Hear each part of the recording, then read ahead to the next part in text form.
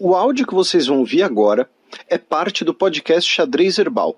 Caso vocês queiram ouvir mais sobre esse assunto e outros temas de política internacional, é só ir em xadrezverbal.com. Passemos agora para a coluna da professora Vivian Almeida, que tratará sobre a tarifa da energia elétrica no Reino Unido. Siempre puede cambiar, se puede volver, se puede probar. Vos que siempre dijiste no hay vuelta atrás, ya fue para siempre. Siempre puede cambiar, se puede volver, se puede probar.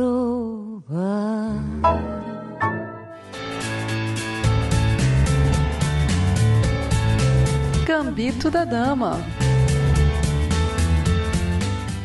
Olá pessoal, espero que estejam todos bem. Hoje eu queria trazer aqui uma coluna que ela vai falar de um assunto super quente, que está sendo discutido agora, né, em junho de 2022, maio e junho de 2022, mas que ao mesmo tempo representa uma discussão que é basilar na economia, que é a ideia de como firmas geram lucro e como que esse lucro ele é reinvestido pelos empresários ou é estruturado a partir de que circunstâncias. Eu vou falar hoje sobre a ideia que está circulando no parlamento inglês, que está bem adiantada, mas ainda demanda muitas discussões, sobre a taxação sobre os lucros extraordinários da energia.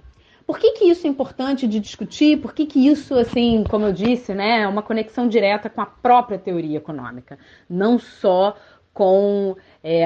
uma política que está sendo resultado do momento estranho que a gente tem vivido já há algum tempo.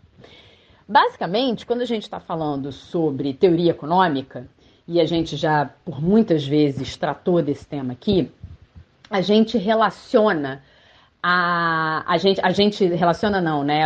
A gente diverge como ciência em muitos aspectos entre nós, né? Sempre tem aquela piada, se você bota dois economistas para conversar, você sai com 3 respostas, mas fundamentalmente sobre a ideia do crescimento como condição suficiente ou se é necessário um olhar específico para a desigualdade e para pensar em políticas de redistribuição de renda.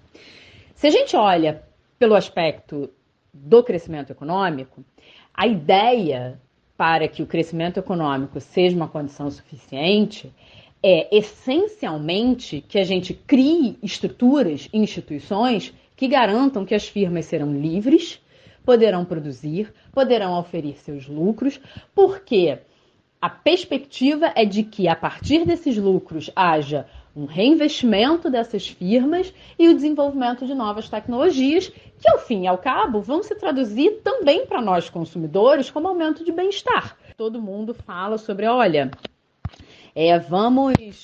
deixa as firmas circularem livremente porque, nesse sentido, vai ter tecnologia, por isso que eu estou aqui gravando uma coluna da minha casa, que não é na cidade onde fica o estúdio, e tá tudo bem. Obviamente, a gente reconhece essa estratégia em muitos aspectos das nossas vidas, essencialmente quando a gente está falando de tecnologia.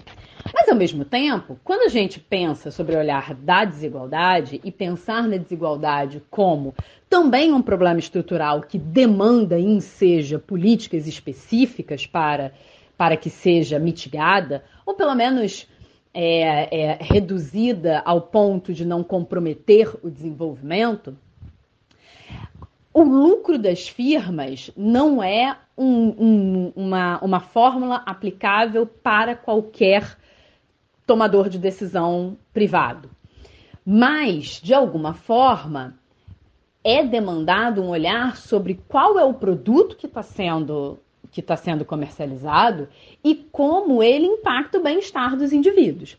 Então, quando a gente fala sobre bens essenciais, quando a gente fala sobre a provisão de bens que ou geram externalidades, ou são bens públicos, ou afetam, pela ausência do seu consumo, o desenvolvimento humano, a ideia de desigualdade atravessa essa conversa que eu falei sobre crescimento anteriormente e começa a indagar o seguinte, olha, qual é a melhor estratégia para que essa população tenha acesso a esse bem e que, portanto, possa se desenvolver na sua plenitude. Então, é por isso que a gente tem discussão sobre educação pública, sobre saúde pública, sobre saneamento básico e agora sobre energia. E por quê? Quer dizer, não agora, né? A energia já entra nessa conta há muito tempo, mas ela ganhou um destaque muito vigoroso nesses últimos meses, porque o mundo está passando por um problema multivariável, em que se traduz na redução de bem-estar dos indivíduos também de forma múltipla. E uma delas, essencialmente, é o fato do encarecimento da energia afetar as nossas capacidades de tomada de decisão.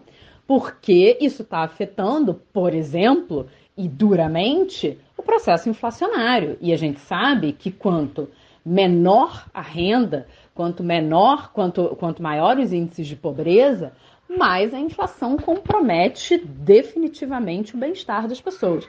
Não que a inflação não comprometa quem tem a renda mais alta, mas é obviamente numa incidência muito menor. Então, quando a gente identifica que a energia, a geração de energia, tem, por um lado, comprometido o bem-estar, porque é um bem essencial para que a gente acesse outros bens que nos geram bem-estar, como, por exemplo, comida, que eu falei numa coluna anterior, retoma a discussão sobre quais são as políticas para tentar fazer com que essa energia tenha o preço reduzido para que as pessoas possam retomar de alguma forma o seu acesso aos bens. E, por outro lado, a investigação da determinação desses lucros, de como eles são estruturados e quais são as políticas de preço subjacentes, também é muito relevante nessa perspectiva que eu estou falando de redistribuição.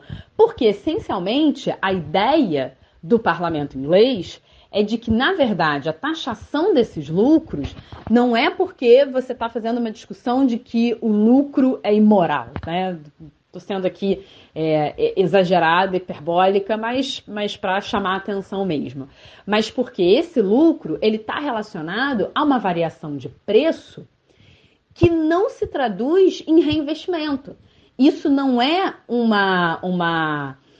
esse aumento do preço não é via custo e e esse lucro que está sendo gerado adicionalmente não está sendo revertido para aumento de produtividade. Então, na verdade, a variação de preço dada circunstancialmente por um episódio externo está sendo arcada pelo consumidor, porque energia é daquele tipo de bem que a gente não pode abrir mão no curto prazo, né? A gente vai acomodando no longo prazo, mas no curto prazo a gente não tem como abrir mão. Então, qual é a ideia dessa política do parlamento inglês? Olha, justamente por essa característica, né, que a gente chama dessa elasticidade no curto e no longo prazo, a sensibilidade da quantidade produzida em função da variação de preço, como eu não consigo mudar a forma como a gente estrutura o nosso processo produtivo no curto prazo. Isso é um fato, isso é dado.